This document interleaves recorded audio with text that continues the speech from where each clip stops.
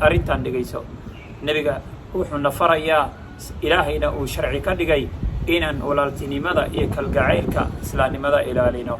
islaamku wuxuu ilaahay subxaanahu watacaala uu nagu faray inaan walaaltinimadeena ilaalino, isla markaana aan noqono dad isjecel, aan isku naxariisano oo aan isku fududayno wax kasta. ilaahay subxaanahu watacaala wuxuu nebigiisa noogu soo diray inuu markaa una baro markaa walaaltinimada iyo markaa wanaagga iyo khayrka oo dhan. marka nebiga sala allahu calayhi wasallam isagoo arrintaana baraya noona tilmaamayo in loo baahan yahay laysku naxariisto, nebiga wuxuu yidhi sala allahu calayhi wasallam, dhegaysta, wuxuu nebiga yidhi sal allah xadiid burayda alaslami radia allahu canhu uu warinayo an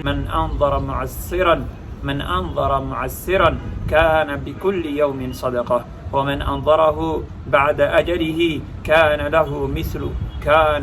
مثل ما كان له